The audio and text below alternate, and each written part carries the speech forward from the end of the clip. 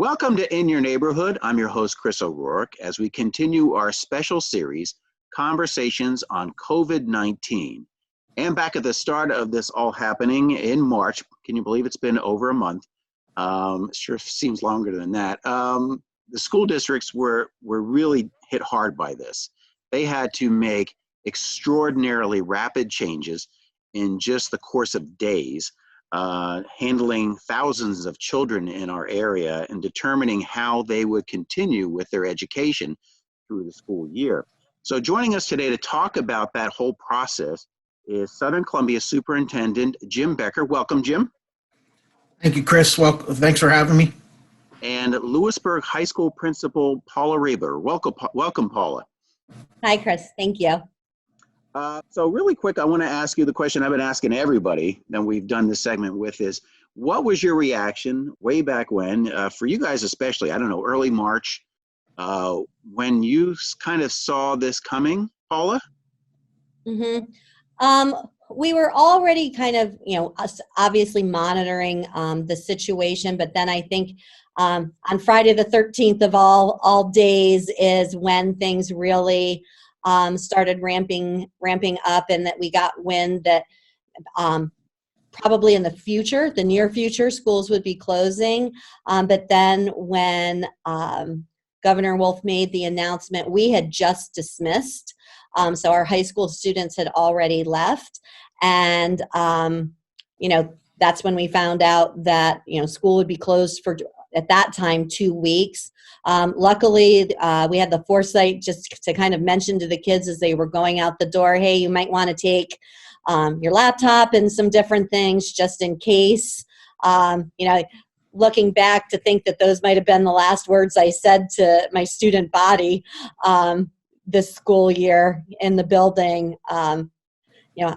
Had I known how it was going to progress, I would have, said something a little differently, but it was just like, hey, grab your stuff just in case. And, but yeah, it was a lot of having to react to constantly changing information. Jim, what about Southern Columbia?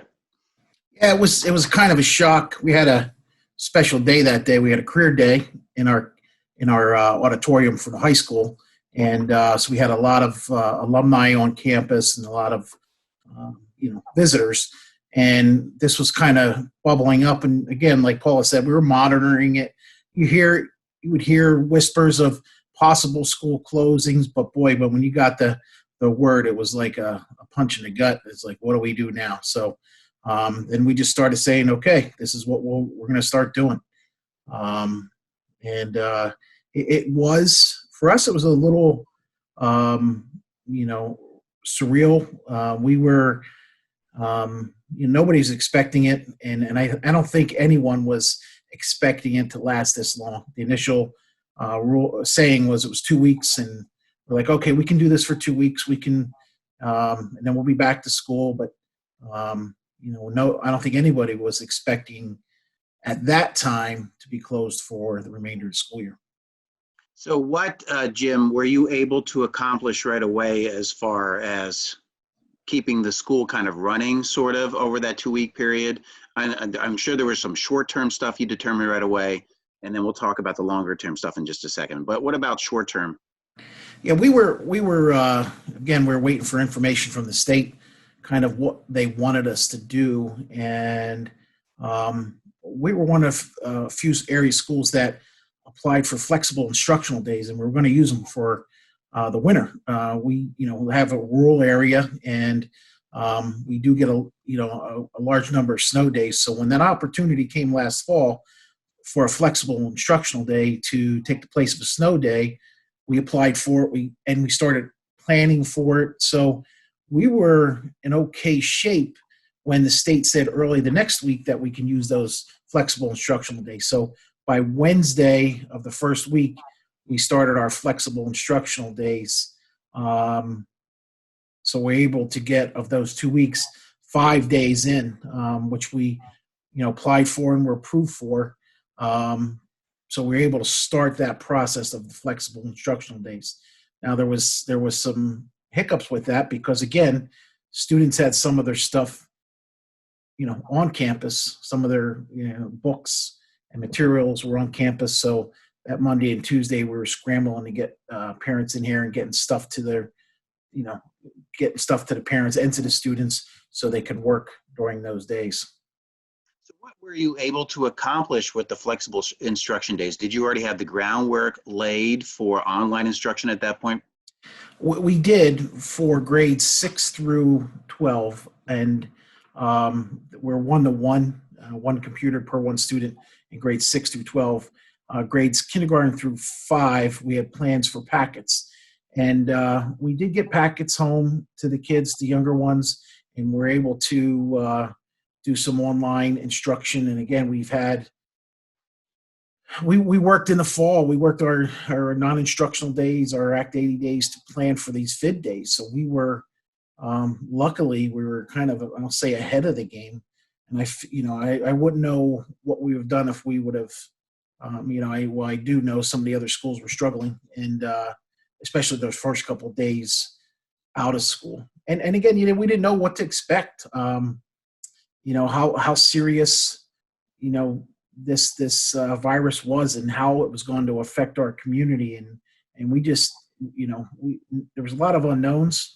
We're trying to move forward and try to, the word was normalcy. We're trying to be as normal as possible in abnormal times. Oh, what about Lewisburg School District? What were you able to accomplish in that very short term between the 13th, as you talked about, and I think it was the 16th was when the announcement was made. I was incorrect with the 15th. Well, Lewisburg had not applied for the FID days, so we did not have that in place. So our first thing was, as Jim had mentioned, getting the kids in, those that needed to get essential materials that they would need. Also, if children had any medications that they might have here at school that parents would need. So the big thing, I think, was making sure that teachers and students had the materials they would need.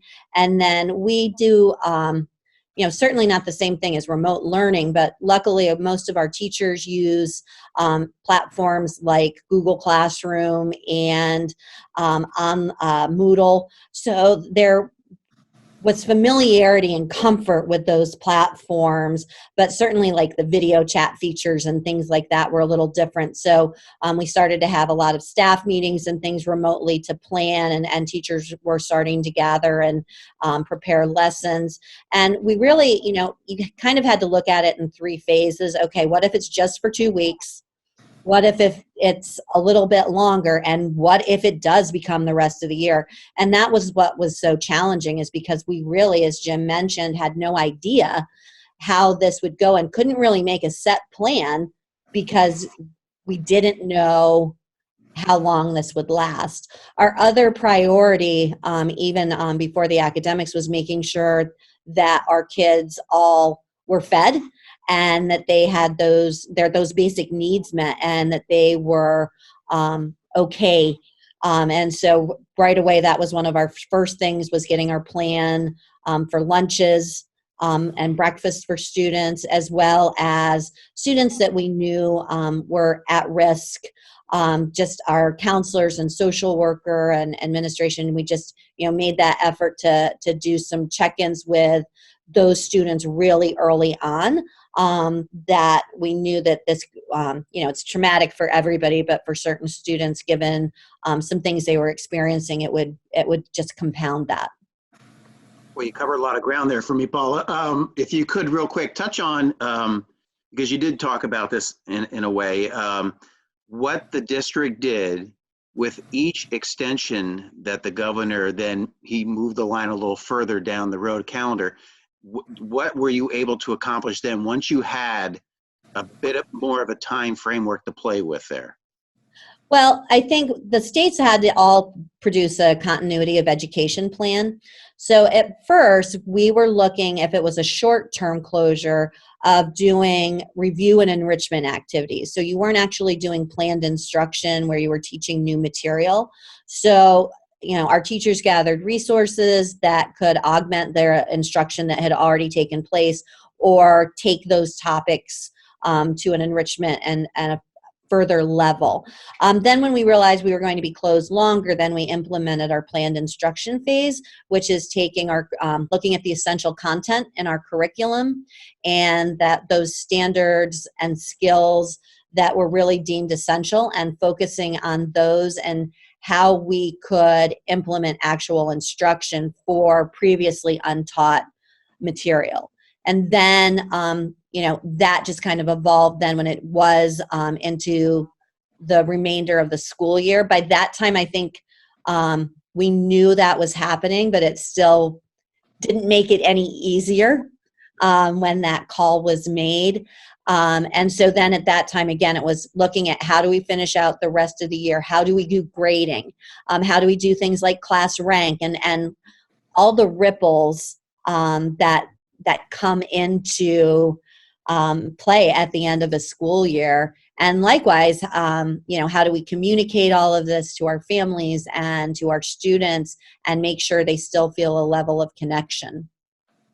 Jim, what about Southern? How did you guys move forward as the line for when school would ultimately come back, change, and then eventually not coming back at all this school year? How were you able to tweak what you had already started with that one program to fit the rest of the school year?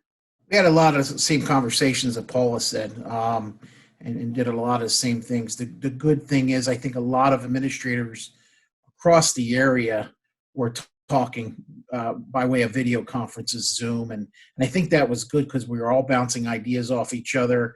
The CSIU was helpful.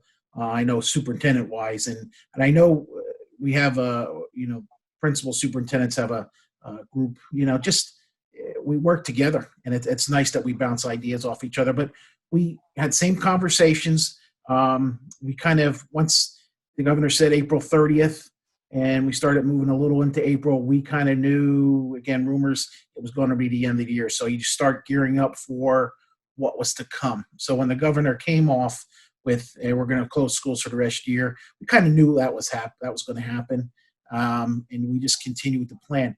The biggest thing was communication with our faculty, communication with the board, and then communication with the parents. We were putting, emails out to parents, our phone chain that goes out to parents.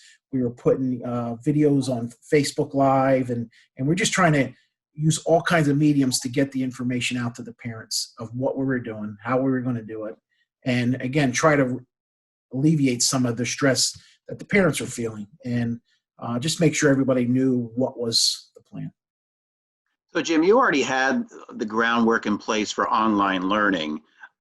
Did you tweak it all? Were there other resources you turned to? And how has that gone so far for students? I know it's tough to gauge because they're at home and you're there in the office. How has that gone so far? I think it's gone really well. We were very fortunate that we had a plan. We were able to do some online stuff for, again, grades 6 through 12, and we're able to then drop some online stuff into the elementary levels as well. We were able to get some devices out. But again, we do live in a rural area, so we knew there were some limitations to what that is. So we had to be flexible to what we got. Our teachers and our parents, the whole program evolved. Teachers got better using videos and making videos of teaching lessons, and then virtual conferences with parents and students, virtual classroom. Our teachers really took off on this, and again, it was encouraged by us. And once we knew what we were facing, our teachers really did a nice job, doing what we had to do with this virtual learning. And it's, it's not over. We have another month and a half yet to go, and we're going to continue improving. And I'm sure that's across, the whole area. Our teachers are getting better at using. They're using tools now 2 months ago that they weren't using for the most part, and they're doing a real nice job with this, growing and learning as they go. Paula, how about Lewisburg? As far as getting the online resources set up, was there any particular thing you turned to as far as those resources? And Jim also brought up my next question that we'll handle with you as well. How did the teachers handle this transition from teaching in the classroom to moving online? Well, similar to Southern, we are a one-to-one district, so all of our students K-4 or 4 through 12 have a device. So at the high school level, all of the students had laptops. As I said, we had to make arrangements for some to be able to come in and get them, and along with some textbooks, and they had some online platforms. Again, I think just that sharing of resources with each other and across the area, teachers have really, they have just blown me away with how they are there for their kids. None of them would prefer this method to being in the classroom. They miss that connection. They miss that face-to-face. But again, as they got comfortable with new technologies that maybe they hadn't used before, they're finding new and innovative ways to reach their students. So I feel that there were some hiccups in the beginning. You can't go to something where, you know, you're having school like normal in, you know, a brick and mortar environment where all of a sudden now you are, you know, totally communicating remotely with students. I think one of the challenges is recognizing or finding that balance for students. We have some students that are working. They're the main breadwinner right now in their household. And some of our students that are working in our grocery stores or delivery. I have some kids that are working, you know, 40 to 50 hours and then trying to do their schoolwork on top of that. And so, you know, there's that matter of being flexible, you know, providing them the instruction, but also recognizing that there are those unique situations where not all students can spend as much time on their school activities just because they're actually, you know, working and really providing that service to our community right now. So Paula, do you move forward, and this may not be so much on your end as a high school principal, maybe more elementary, do you move forward from this point on with the understanding that there might be kids who aren't keeping up with the schoolwork at home because it's hard to monitor them? And are you taking that into account when you do get back in class, whenever that is, that you might have to go back quite a ways to get them caught up again? Sure, absolutely. First of all, the teachers have been doing a phenomenal job um, of making sure that they are letting the counselors and myself know if there are students that they're not hearing from. And then we, you know, the teachers and counselors and administrators have been making sure that we make contact with those parents to see, is it a technology issue? Is it a work schedule issue? Is there some other factor that we're not aware of? Sometimes to be honest, it's some kids, there are a couple that were like, oh, how seriously do I need to take this? But then, you know, when we kind of reached out, which you always have that in the spring, a little senioritis and things like that. But sometimes just that personal connection and this teacher or a counselor reaching out and saying, hey, are you okay? Do you need anything? That has certainly helped. So I think we have a good idea of who, you know, who's connecting and who's not and who's handing some things in, but there are absolutely going to be learning gaps when we come back. And so we recognize that our first couple of weeks in school are going to look very different. You know, and that's why teachers right now are doing the essential content. And when we come back, we know where there's going to need to be some review and some, you know, there's always a little bit of that summer slide. Well, instead of being, you know, 2 months, now we're looking at, you know, 4 months that students haven't been with their teachers in the classroom. So certainly, you know, we always have kids at with different needs and at different levels, and we meet them where they are. And so I am totally confident in the abilities of my staff to be able to do that. And it's just going to be on a much bigger scale. Jim, Paula brought up a concept that is not too old, and that is the idea of the at-risk kid. What are school districts doing to make sure they stay in contact with these children to make sure they stay in the school loop? Um, the key is number one is identifying those kids, and you know who they are because you're working with those kids when you were in school. So those same kids, being identified, now you're reaching out to them. All your counselors, social workers, sometimes principals are reaching out to these kids to make sure they're okay. Sometimes you might have to get county agencies or people just to check on them to make sure they're okay. And I think the biggest thing is the communication with the kids. You have to have that open line of communication. I think this virtual conferencing, where teachers and kids can set up virtual classrooms and they can talk as we're talking, 20, 30 miles apart, but still face to face. And that's important to remain connected with those kids. Talking with those kids and letting them know that when they're having some problems or they're feeling, sad or stressed, to reach out to somebody, and there's always going to be somebody there that they can talk to. And Paula, you also talked about this too, and I also wanted to talk about it as well, is that, the lunch and breakfast programs that were already established at schools for many years now. Now you have to figure out a way to get the food to the kids. And I know there are also sometimes in districts volunteer groups that make sure that they have food for weekends as well. Talk about the process in those few days of setting up that program. Well, initially, we weren't quite sure what the state would reimburse for students and things like that, but we knew that we had to make food available for kids. So our cafeteria staff has just been outstanding. We are at a system now where Monday, Wednesdays, and Fridays, we do our food drop-off. So they will get 2 days worth of breakfasts and lunches. And we started out just with 3 sites, where our primary building, our middle school, and then the old high school downtown. But we were recognizing that there were a lot of students that we weren't seeing that we knew would be in need of that. So we actually started 2 van runs that the principals do. We have 2 of us do the north route, and we have about 4 stops on it, and then 2 of the principals do the southern route, and again about 4 stops on that. And we're distributing about to about 80 people just on each of those van routes.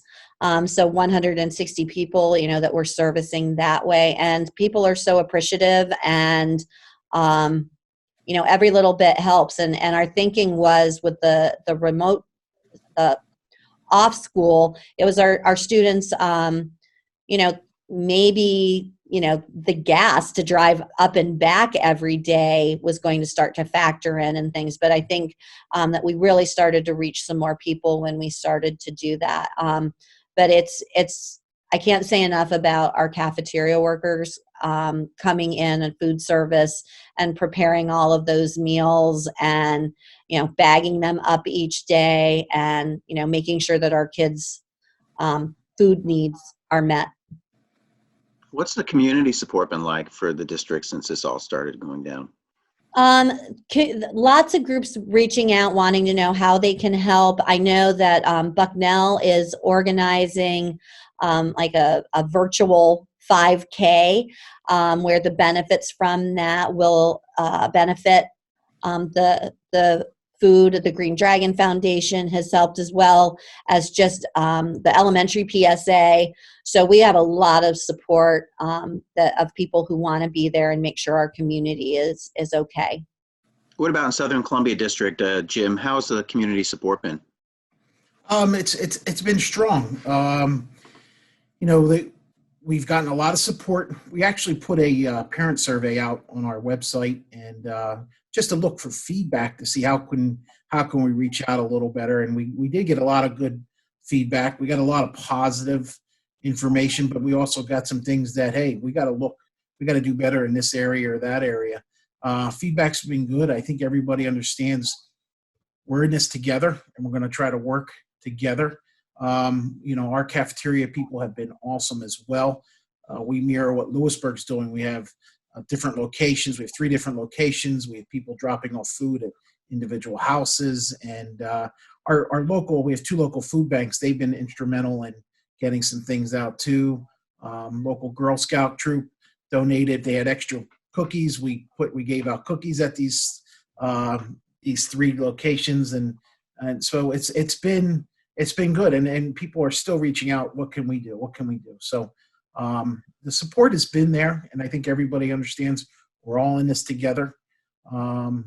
Again, proud of our whole community and how we're pulling together. Just curious about this before we move on to some other topics, since we brought this up the end of the school year.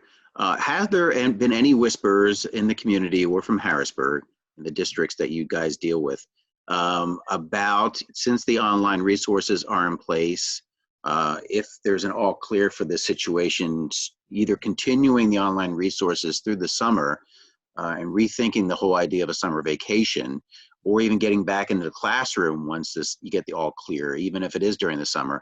Or do you think it's basically going to be from here until August before the kids get back in again? Jim, I'll start with you.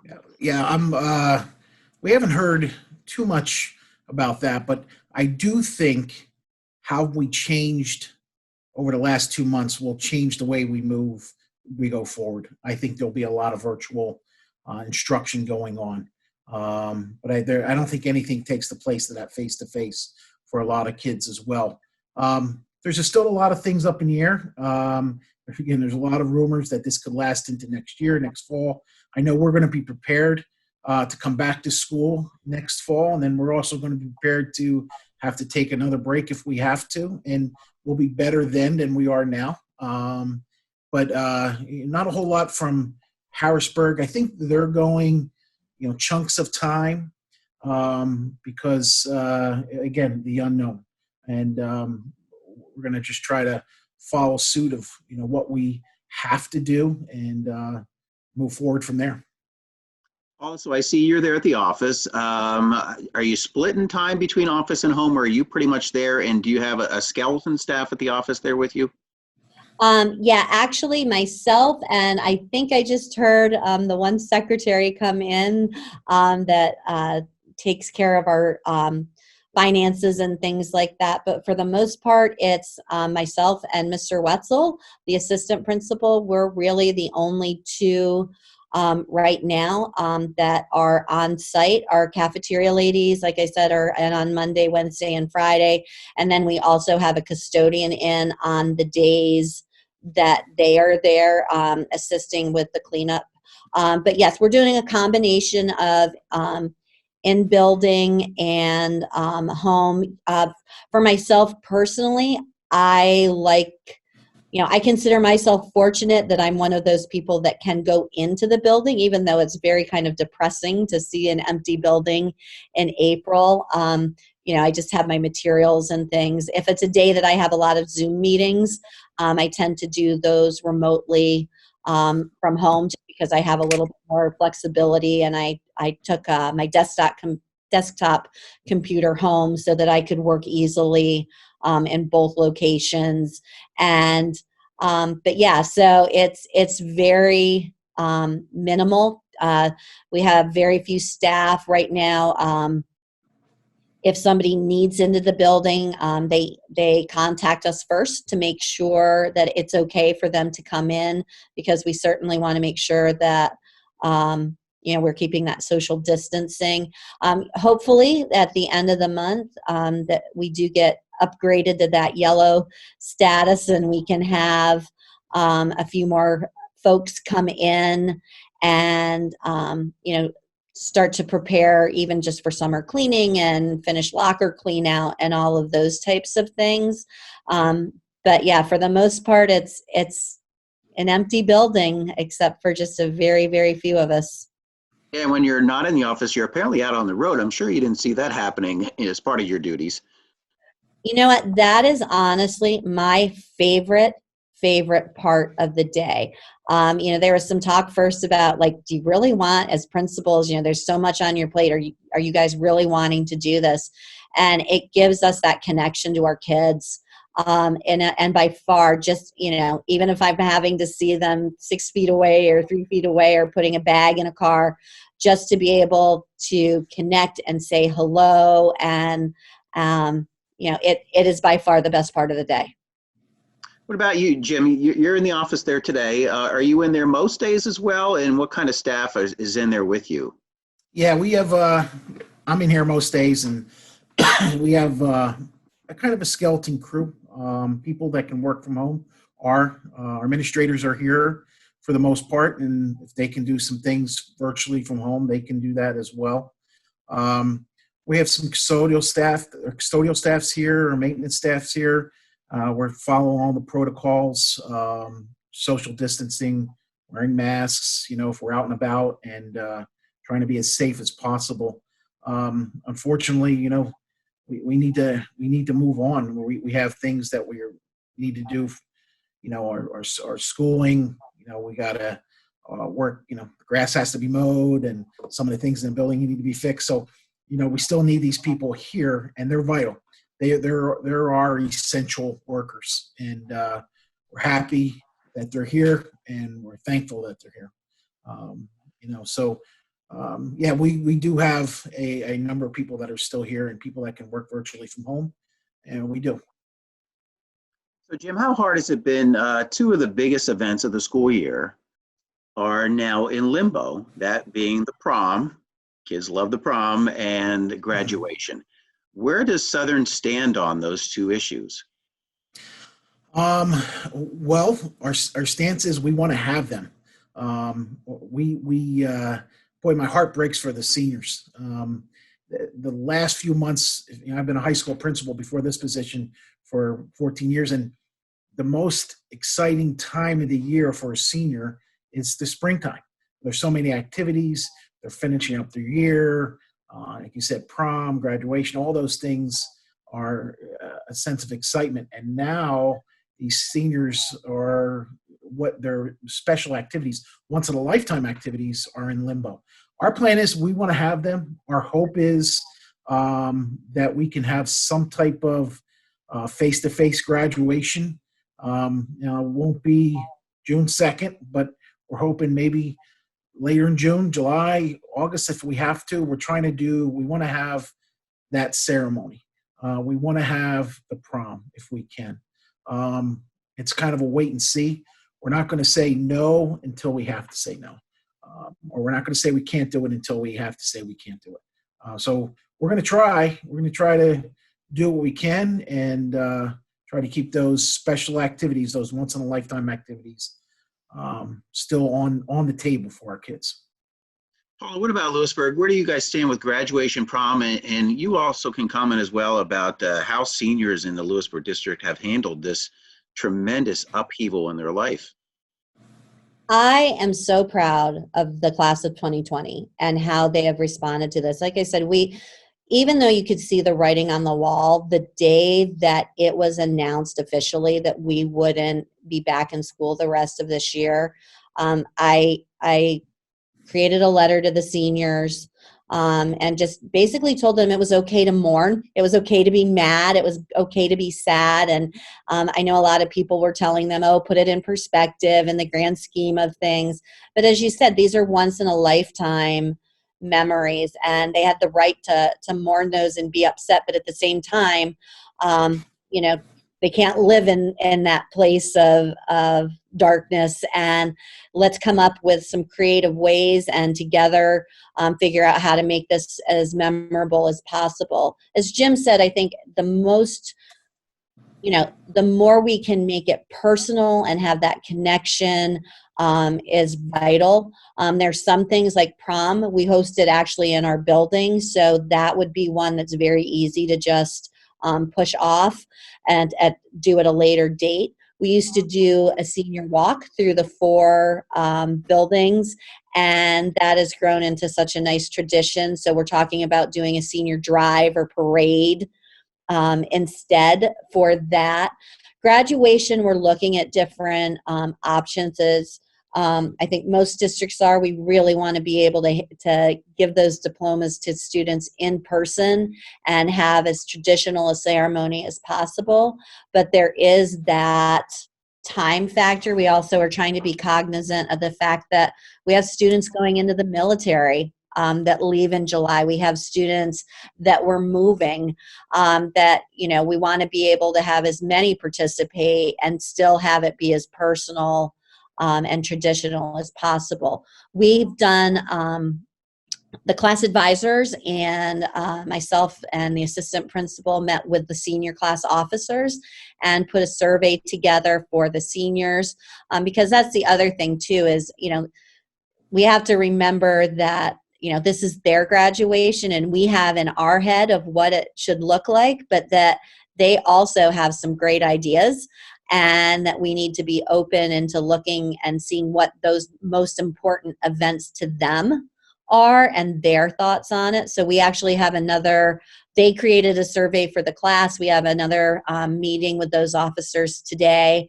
So again, I think a lot is going to depend upon when we can start to hold gatherings of various sizes and how this would coincide, with that timing.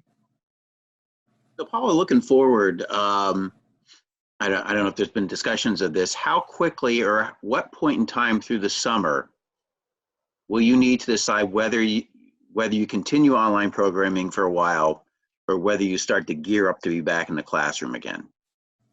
Well, as Jim had said previously, our goal is to absolutely be here in the classroom. Our plans will be to be ready to start the year here, and certainly having those accommodations in place, knowing that the students finish the year out this way. But at the same time, we also are going to be ready that whether it's this summer or if there's a second wave and in, October or November, if we have to do this again, the distance learning, I think Jim said it very well that we're much better prepared and we're going to be able to hit the ground running a little bit much better because we certainly have this experience now. So we'll be ready either way, but our goal is to absolutely have kids in this building. Jim, do you see even more now? You had the groundwork laid for a program that when kids are off school for, say, a snow day, they're ready. They can be educated during those days. Do you see the groundwork being laid that, if there's a prolonged, this all seems like child's play considering what we're going through right now, but in the future, if there's like a week off of school for really cold weather or a bad snowstorm, you guys are ready to go. And do you see districts in the future teaching kids during snow days? I do. With going through this, we've had some admin meetings and we think to ourselves, boy, we shouldn't have another snow day. We can do some remote learning. We can do virtual learning. We can do so many things. And it's this time period, if it's taught us anything, it taught us that we can be flexible in this. Again, I really think there's no replacement for that face-to-face for most kids. But I really think in some of those extreme conditions that we can reach out and keep the educational process moving forward. Okay, so I've wrapped up these segments with everyone in the past to ask them how they are doing personally with this. How are you handling this personally, Jim? I think I'm good. I'm a guy who likes being home. But I do miss going out for dinner. I miss being social with my friends. I miss seeing the teachers walking around the building. That's the biggest thing. One of the joys that I get out of education is going into classrooms, seeing what kids are doing, seeing kids, talking to teachers.